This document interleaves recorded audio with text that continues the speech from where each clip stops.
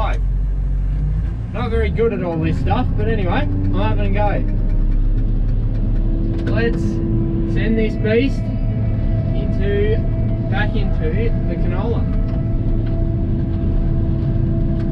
Hey!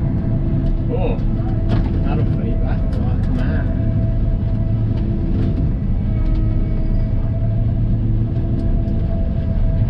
Oh, hit a tree. Right. Cool. Get back on my line. There we go.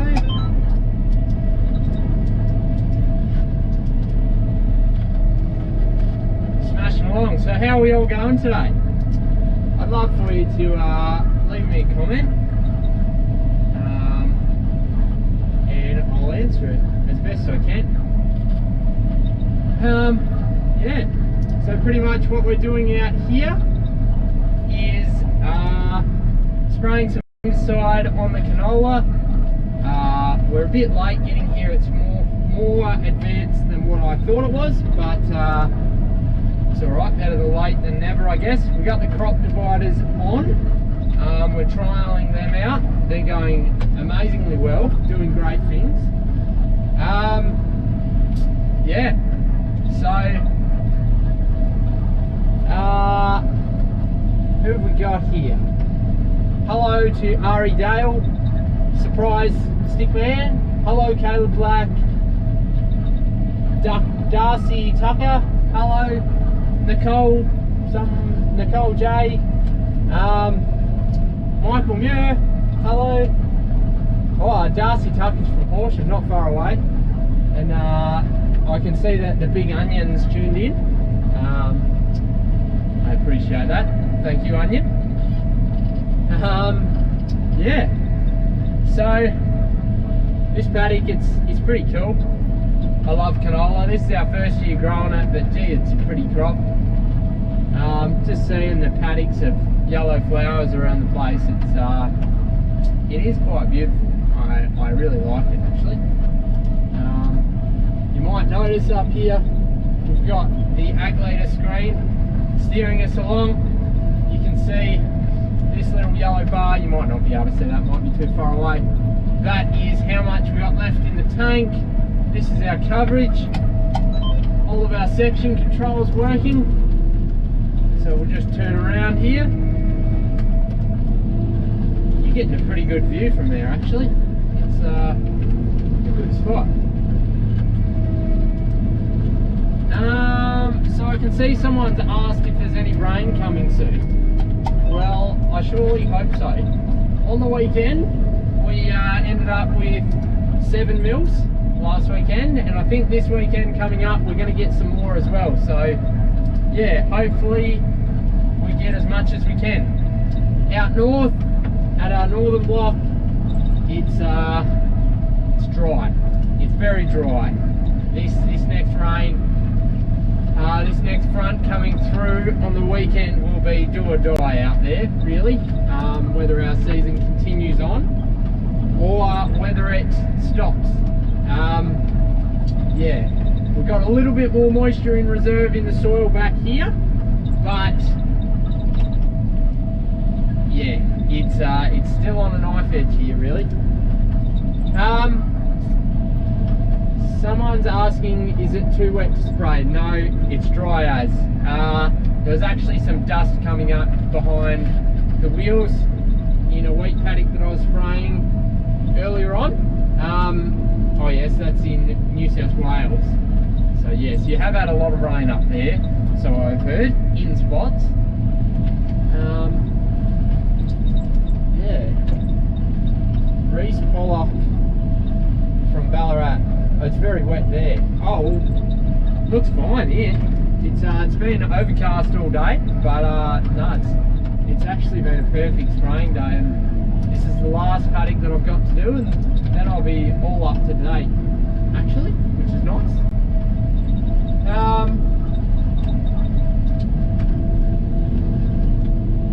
Wazza has said, do you think those crop dividers would give you good return on investment? Well, yeah, I think so. They you'll never get away from having a wheel track with it, like with anything you're going into a crop with, apart from if you pay a spray plane to come and do it, but that's not cheap either. But what the crop dividers do, they just take anything that's on the edge, move it out of the way, and then the wheel comes through. So I think if you look at it in 1 year, it's not going to pay off its investment. But if you look at it over the time you have your sprayer, so 6, 7, 8 years, yeah, I think it will. I think it will. They're really good in the wheat. You can almost, it's really hard to tell that you've been in and sprayed the wheat after a couple of days. The canola, it's really good too. After a couple of days, it closes back up. But when you go in without the crop dividers, normally it stays like 2 walls sort of. So yeah, I hope that gives you a pretty good idea. There'll be more videos coming of that later on. So yeah, you'll be able to check them out. I'll give a bit more of an in-depth description of them, I guess you could say.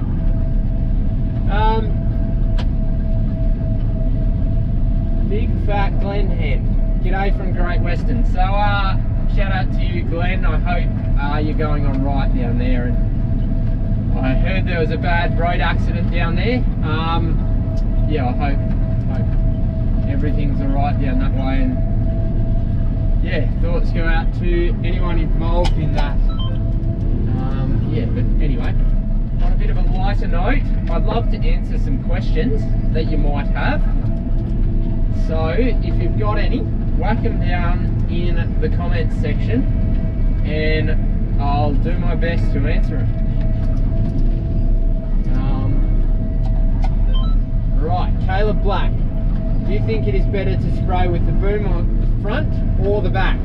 Great question, Caleb.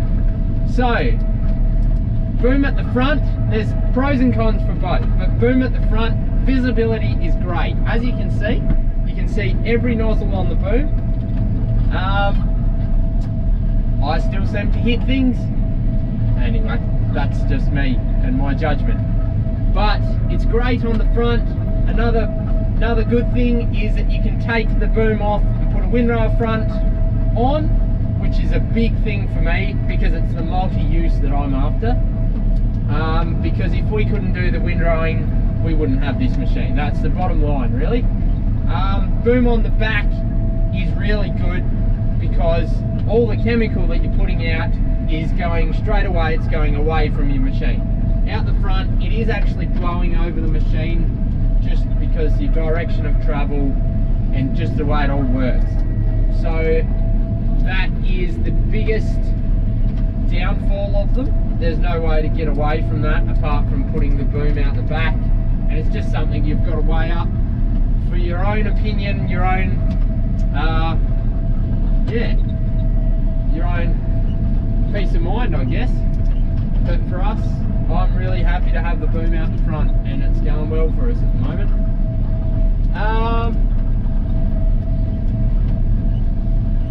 What sheep do we farm? So we have 2 different types of sheep that we farm. Back on this home block, we'll call it, we run straight purebred merinos. So they produce very nice wool.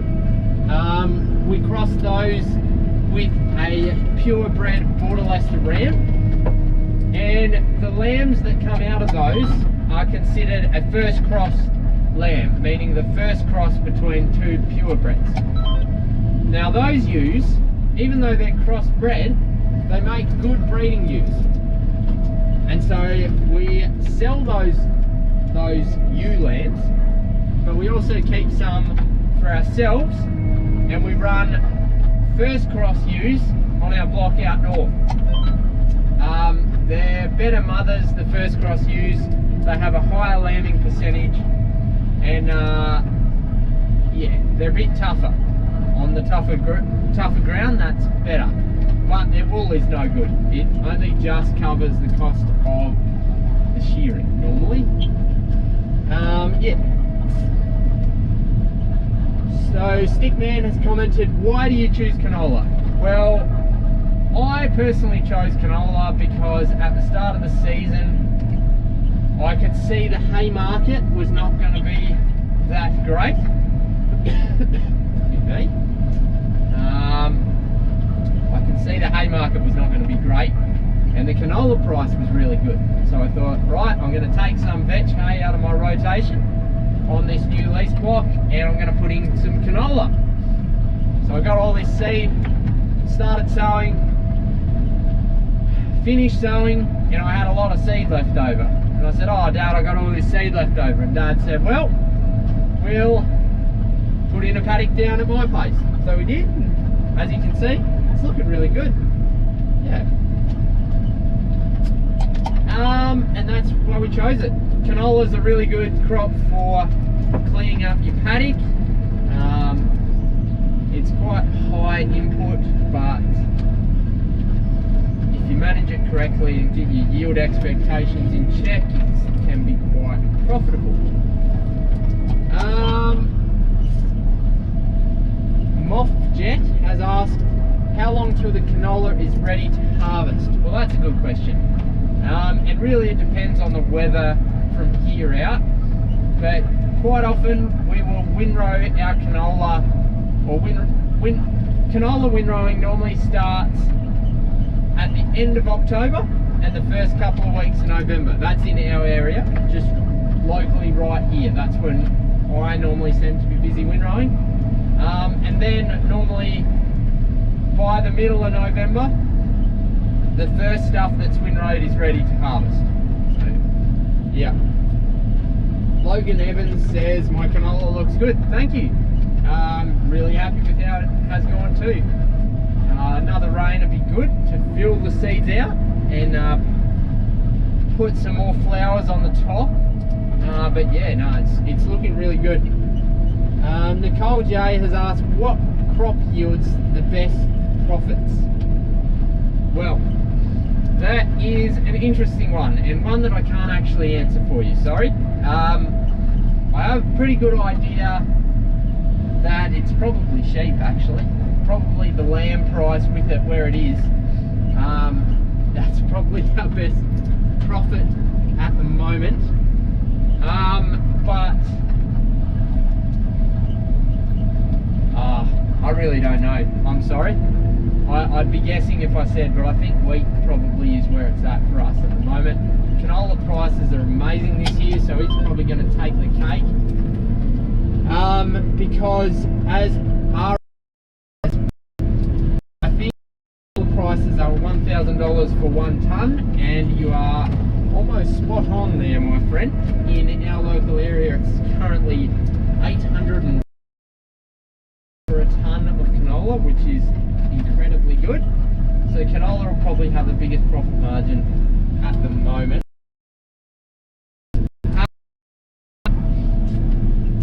Who's this? Bella Mock has asked, what paddock am I in? So if you look over there, there is a windmill. I am in the windmill paddock. That's what paddock I'm in. We also have very creative names for our paddocks, as you can tell.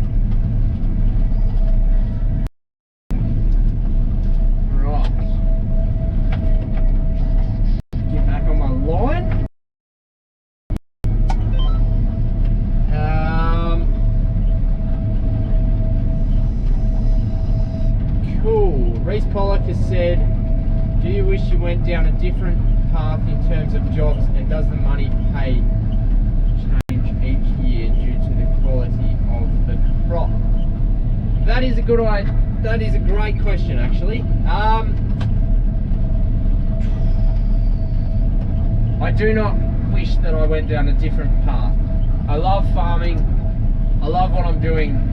I wish that when I was younger, I had have got around the country a bit more, maybe even the world, to see how other crops are grown, to work with other operators. Yeah, now that I've got my own farm, I'm doing my own thing, I feel as though I'm tied down. I can't go and see how other stuff is grown as much. So yeah, My pay doesn't personally change due to the quality of the crop. That's my pay from my parents. My income from my crop does change because if there's not as much crop, if you don't harvest as much crop, you don't get paid as much. Pretty simple, really. Ari Dale has said, seen them. Lachlan Dickinson says hi. Logan, Stickman says, have you watched Clarkson Farm? No, I have not, but it is on the list. We've just recently got Amazon TV or whatever it is, so we did that. We watched The Founder last night. That's a good watch for anyone on Amazon. It's quite interesting. You'll think twice when you go to McDonald's next, not because of the food. Logan Evans asks, are you going to swath your canola? Yes, we are going to swath it, and we're going to spray at the same time as well, because there's high numbers of ryegrass in the canola, and that will just kill that off and do a really good job of cleaning up these paddocks. TJM Farming says, g'day to him. If you haven't already, check out his channel on YouTube. He's doing a great job. And shout out to anyone else in the Australian YouTube farming game. We finished our paddock. Let's fold up these booms and we'll knock off. It's knock off time. Yeah.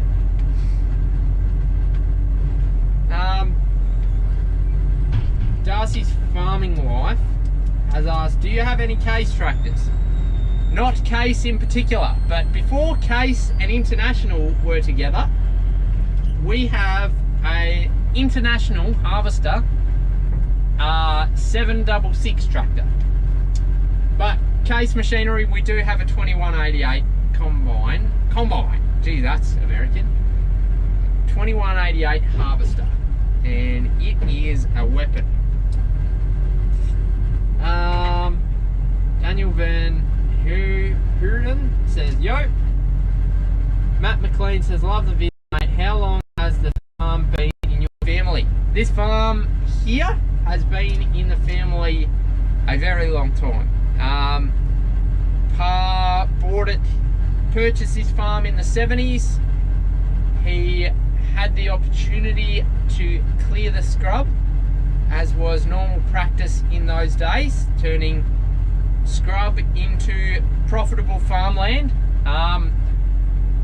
Although it seems quite barbaric to clear the scrub, Pa was a very wise man, and on a lot of the lighter soil types, like you can see over there, he decided to leave the scrub where it was, so that the soil didn't erode too much.